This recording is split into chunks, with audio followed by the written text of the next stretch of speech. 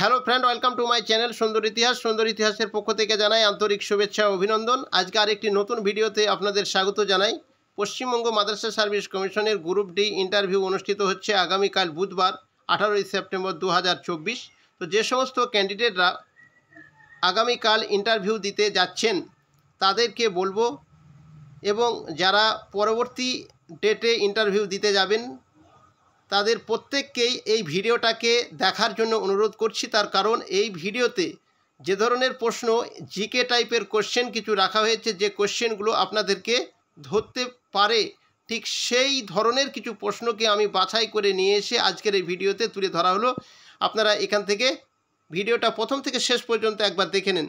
Interview পর্ব আজকে 10, এর আগের 9 নম্বর পর্বটাও কিন্তু জিকে টাইপের প্রশ্ন ছিল। যারা এখনও পর্যন্ত দেখেননি তাদেরকে বলবো তারা অবশ্যই সেখানে ডেসক্রিপশন বক্সে সেখানে একটা লিঙ্ক দেওয়া আছে, সেখান থেকে আপনারা অবশ্যই দেখে নিতে পারেন। তো চলুন শুরু করি। প্রথম প্রশ্ন, সর্বশিক্ষা অভিযান কত সালে শুরু হয়? সর্বশিক্ষা অভিযান কত সালে শুরু হয়? তো এই প্রশ্নের উত্তরটি হয়ে যাবে 2002 সালে।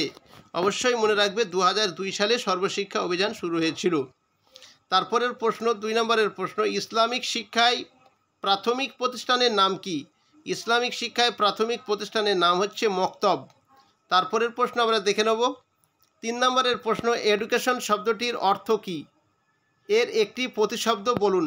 এডুকেশন শব্দের অর্থ হচ্ছে শিক্ষা।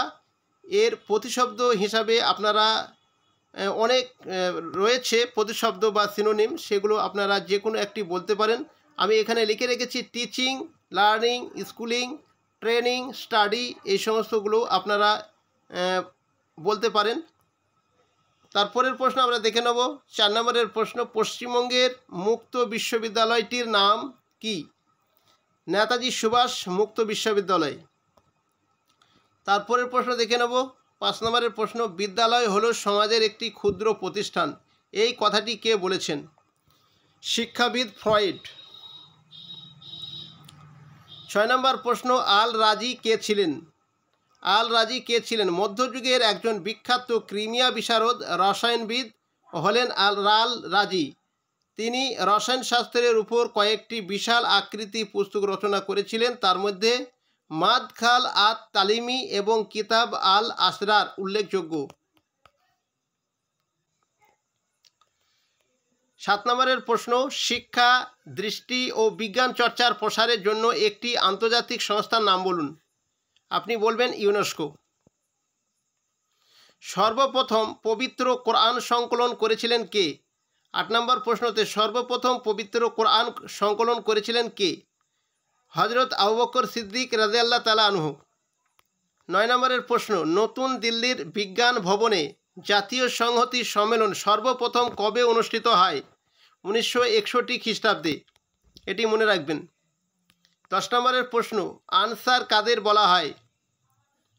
মদিনায় যে সকল সাহাবী রাসূলুল্লাহ সাল্লাল্লাহু আলাইহি সাল্লাম ও মুহাজিরগণকে আশ্রয় দিয়েছিলেন তাদের আনসার বলা হয়। আনসার অর্থ হচ্ছে সাহায্যকারী।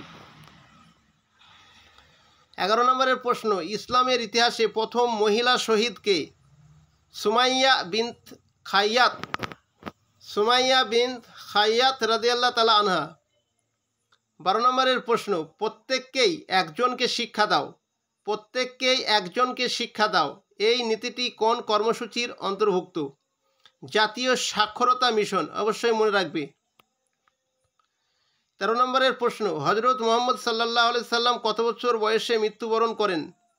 63 বছর বয়সে। 14 নম্বরের প্রশ্ন, মাধ্যমিক শিক্ষা কমিশন কত সালে গঠিত হয়? মাধ্যমিক শিক্ষা কমিশন কত সালে গঠিত হয়? 1952 খ্রিস্টাব্দে। মনে রাখবে। 15 নম্বরের প্রশ্ন, হযরত মুহাম্মদ সাল্লাল্লাহু আলাইহি সাল্লামের পিতামহের নাম কি ছিল? আব্দুল মোতালিব। 16 নম্বরের প্রশ্ন, শান্তিনিকেতন কোন জেলায় অবস্থিত? বীরভূম জেলায় অবস্থিত। মনে রাখবে। তারপরের প্রশ্ন 17 নম্বরের প্রশ্ন হচ্ছে, শান্তিনিকেতনে অবস্থিত একটি কেন্দ্রীয় বিশ্ববিদ্যালয়ের নাম বলুন। এটি কবে কেন্দ্রীয় বিশ্ববিদ্যালয়ের মর্যাদা পায়? তো এটি হয়ে যাবে বিশ্বভারতী বিশ্ববিদ্যালয়। এটি 1951 সালে কেন্দ্রীয় বিশ্ববিদ্যালয়ের মর্যাদা পায়। কেন্দ্রীয় বিশ্ববিদ্যালয়ের মর্যাদা পেয়েছিল 1951 সালে। অবশ্যই মনে রাখবেন। যারা বীরভূম জেলার ক্যান্ডিডেট রয়েছেন তাদেরকে এগুলো জিজ্ঞাসা করা হতে পারে। তারপরে 18 নম্বরের প্রশ্ন, বিশ্বভারতী বিশ্ববিদ্যালয় কে কবে প্রতিষ্ঠা করেন? রবীন্দ্রনাথ ঠাকুর 1921 সালে। অবশ্যই মনে রাখবেন। তারপরে 19 নম্বরের প্রশ্ন, বিশ্বভারতী বিশ্ববিদ্যালয়ের প্রথম উপাচার্য কে ছিলেন? রবীন্দ্রনাথের পুত্র রথীন্দ্রনাথ ঠাকুর। তারপরের প্রশ্ন 20 নম্বরের প্রশ্ন, বিশ্ব পরিবেশ দিবস কত তারিখে পালিত হয়? 5ই জুন। অবশ্যই মনে রাখবেন। তারপরে 21 নম্বরের প্রশ্ন, মার্কিন যুক্তরাষ্ট্রের বর্তমান রাষ্ট্রপতির নাম কি? এই ধরনের কিছু একটা কোশ্চেন কিন্তু বাইরে থেকে হপলেস করার জন্য এই ধরনের কোশ্চেন কিন্তু করা হতে পারে। তো সেই জন্য এই ধরনের কিছু দুই একটা প্রশ্ন কিন্তু অবশ্যই জেনে রাখা ভালো। মার্কিন যুক্তরাষ্ট্রের বর্তমান রাষ্ট্রপতির নাম কি? Joe Biden. 22 নম্বরের প্রশ্ন, নামাজ শব্দটি কোন ভাষা? ফার্সি ভাষা। অবশ্যই মনে রাখবেন, নামাজ শব্দটি ফার্সি ভাষা। পৃথিবীর প্রথম মসজিদ কোনটি? পৃথিবীর প্রথম মসজিদ হচ্ছে মসজিদুল হারাম, যেটা আরবে অবস্থিত। তারপরে 24 নম্বরের প্রশ্ন, নামাজকে আরবিতে কি বলা হয়? নামাজকে আরবিতে বলা হয় সালাত। তারপরের প্রশ্ন, স্বাধীন ভারতের প্রথম শিক্ষা কমিশন কোনটি? স্বাধীন ভারতের প্রথম শিক্ষা কমিশন হচ্ছে রাধাকৃষ্ণন কমিশন। তারপরে 26 নম্বরের প্রশ্ন, মাধ্যমিক শিক্ষা কমিশন কাকে বলা হয়? মাধ্যমিক শিক্ষা কমিশন বলা হয় মোদালিয়ার কমিশনকে। 27 নম্বরের প্রশ্ন, রাধাকৃষ্ণন কমিশন কী নামে পরিচিত? রাধাকৃষ্ণন কমিশন বিশ্ববিদ্যালয় কমিশন নামে পরিচিত। অবশ্যই মনে রাখবেন। তারপরে 28 নম্বরের প্রশ্ন, কোঠারি কমিশন কত সালে প্রতিষ্ঠিত হয়? 1964 খ্রিস্টাব্দের 2 মে কোঠারি কমিশন প্রতিষ্ঠিত হয়েছিল।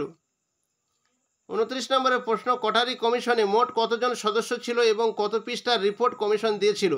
17 জন সদস্য ছিল মোট এবং 692 পৃষ্ঠার একটি রিপোর্ট কমিশন দিয়েছিল। 30 নম্বরের প্রশ্ন, আজকে শেষ প্রশ্ন, কার উদ্যোগে কোঠারি কমিশন গঠিত হয়েছিল? MC চাওলা। অবশ্যই মনে রাখবে, MC চাওলা এর উদ্যোগে কোঠারি কমিশন গঠিত হয়েছিল। তো যে সমস্ত শিক্ষা কমিশনগুলো রয়েছে সেই সমস্ত কমিশনগুলো পারলে আপনারা বইটাকে একবার এই আজকের রাতের মধ্যে একবার চোখ বুলিয়ে নেবেন।